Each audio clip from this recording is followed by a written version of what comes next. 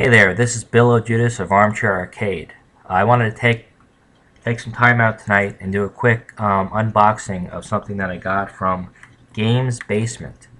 They sent me a review copy of the Arcade Nano, which is a miniature keychain-sized Sega Mega Drive. For those of us in the US, the Sega Genesis. In the package were these three items. The unit itself, which we'll get to in a second. They sent me some sparklers, which are literally the sparklers that you light up. It's a nice little gift in a tin here. And this flyer. Unfortunately, one of the funny things that I noticed, the URL is wrong. They listed as www.gamesbasements.co.uk. There's a UK firm. It's actually gamebasement.co.uk. It's not plural. But they're a good operation. It's a good website. Free shipping and all that. And it doesn't matter where you're from. The free shipping even applies to the US. So in regards to the Arcade Nano, as many of you probably noticed, there have been a rash of Sega Mega Drive devices, reimaginings, collections of late. Sega's been licensing it like crazy. It's sort of like the NES on a chip that was popular a few years back and still is fairly popular, but in this case, unlike Nintendo, who's very protective of their IP, Sega's pretty willing to license the the technology, the concepts, in their games. What's kind of special about this is obviously the size. When they say nano, they mean nano. Here's the scissors I'll be using to cut the package open. Here's an iPhone 4. And here's a PS3 Blu-ray case. So you can see this thing is genuinely small, genuinely keychain sized. The one disadvantage to a device like this is that the audio-video cables are not built in. So it actually plugs in with a mini USB cable, which terminates in standard composite connections. This is not a stereo as you'd expect from a TV game type of device, but they even include a battery. On the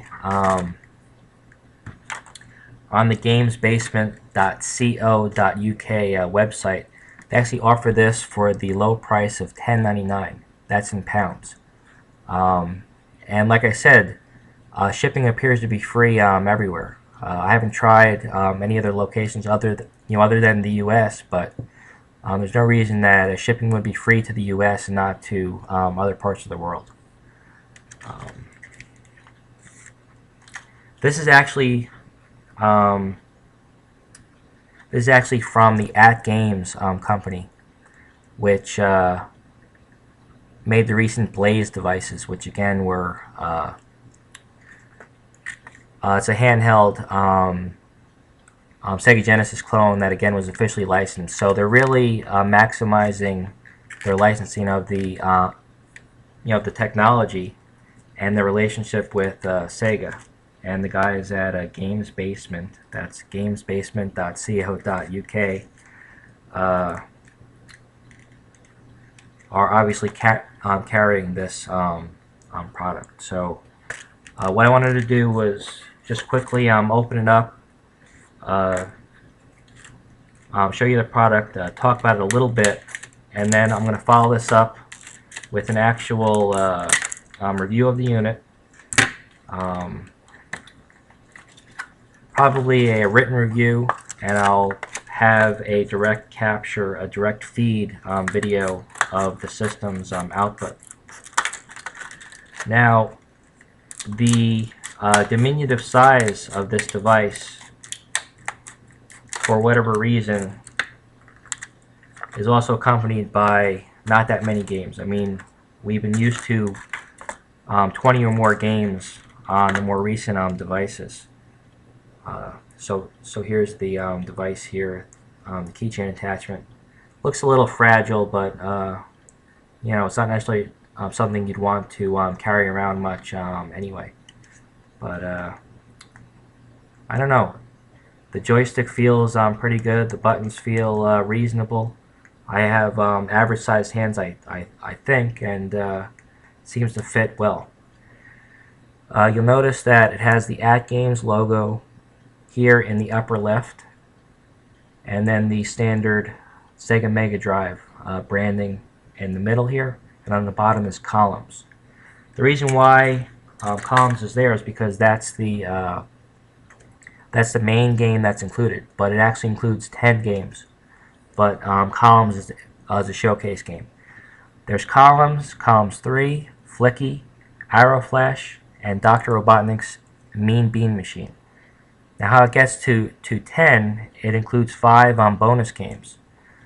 These are kind of like a homebrewish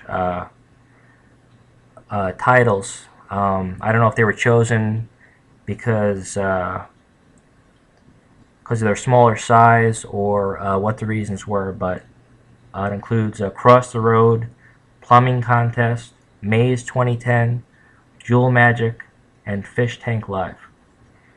And there's a little disclaimer here on the bottom. It says, as this product is designed for single player only, do not select two-player mode for those games that contain two-player function.